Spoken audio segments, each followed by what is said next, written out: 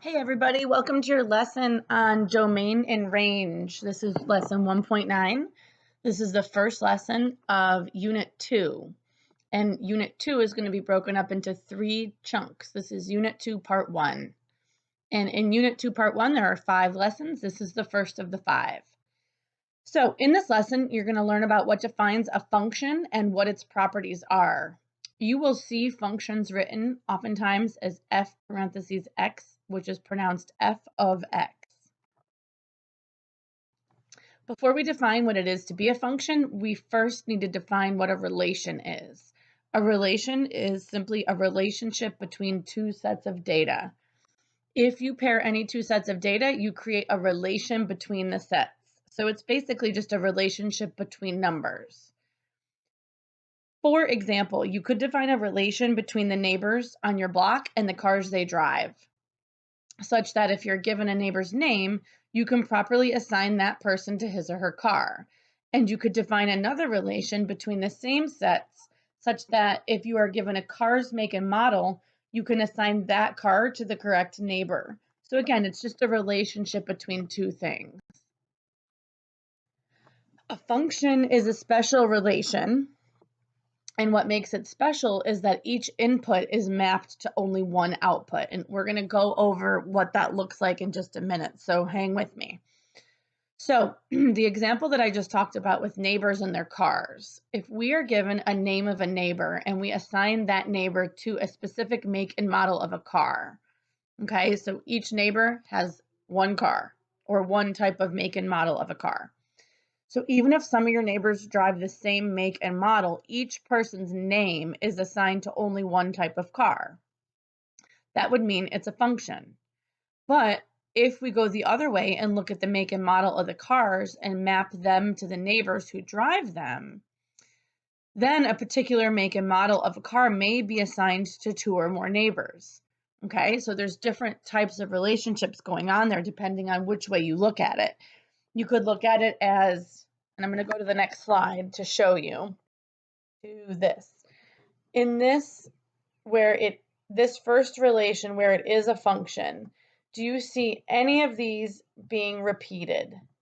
Or are they used only one time? You guessed it, they're used only one time.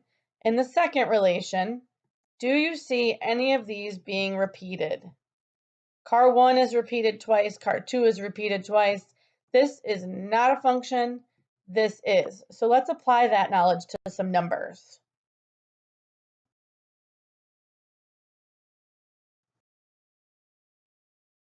All right, back at our table. So back at our table, we have, first, we're gonna look at the top table first. We've got, for our domain,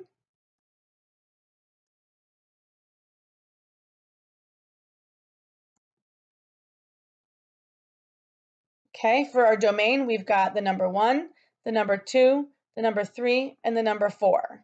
Before we go any farther, did we repeat an x value? Do we have more than one number 1? No. Do we have more than one number 2? No. Do we have more than one number 3? No. Do we have more than one number 4? No. We can automatically say this bad boy is a function. Each domain is mapped to exactly one range. So we have number 1 mapped to number 1, 2 mapped to 5, 3 to 6, 4 to 9. Let's look at the second table. We have domain of number 1, domain of number 2, domain of number 2, domain of number 1. We have used the number 1 2 times, and we've used the number 2 2 times. That is not a function. We cannot reuse our x values, okay? Key concepts. So the domain is the set of x values that are valid for the function, and the range is the set of y values. A function maps elements from the domain of a function to elements from the range of the function. And what I'm saying here, you guys, is just recapping what we just did. So each value of x in the domain of a function can be mapped to only, you guessed it, one value of f of x in the range. In other words, if an element in the domain maps to more than one element in the range, then the relation is not a function. To create a mapping, you list the elements of the domain in one column and the elements of the range in the second. So we did that with the car example. It was left and right, and the table, it was top and bottom. You can look at your table left to right. I think it's easier to look at it left to right, but you're going to see it the way we did it in the table example also on your EOC. So I like to have you get used to doing them both ways.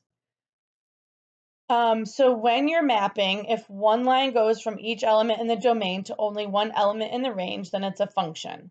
If more than one line goes from an element in the domain to multiple elements in the range, then it's not a function.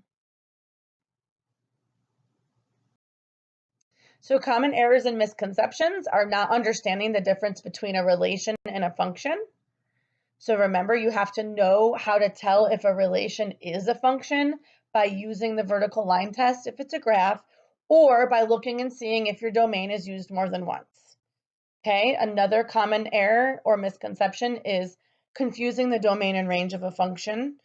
And another one is thinking that if a range value repeats or is the same for different values, then the relation is not a function. So the range can repeat, remember, the domain cannot. So examples 1, 2, and 4 will be done in class. So we're going to do example 3, using the vertical line test to determine if each relation is a function. So I'm just going to draw a line. I can draw the line anywhere along this graph. I'm going to draw it right here. It hit more than one time. Is graph A a function? No. Graph B, let's draw my line here.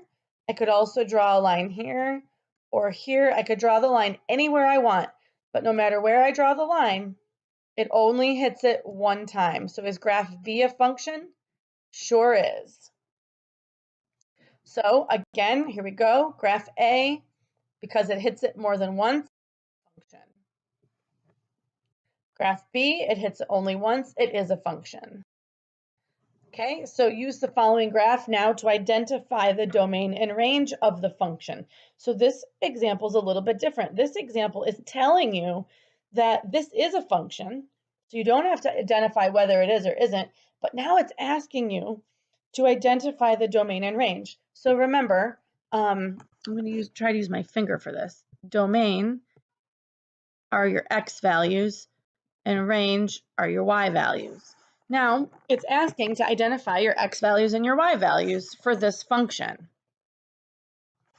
So the domain is the set of your x's. The graph goes on infinitely, so the domain can be any real x value. So the domain is all real numbers because the graph goes on infinitely. And let's look at it again, the graph. So you see your x right here. Your x values are going to go on in this direction infinitely. The range is the set of your y values that are valid for the function. The range will never go below 0. In fact, it doesn't actually even reach 0. The upper end of the range is limitless. So your range is y is greater than 0. So you see your y values going this way. Y is greater than 0. So recap, be sure you can answer the following questions, jot down which ones you need support with, and we'll do examples 1, 2, and 4 in class. What is the domain? What's the range? And how can you tell if something's a function by looking at a graph? How about by looking at a table of numbers? How to tell if something's a function using the vertical line test. You guys have an awesome day or night, whatever time it is that you're watching this, and can't wait to see you in class. Ciao.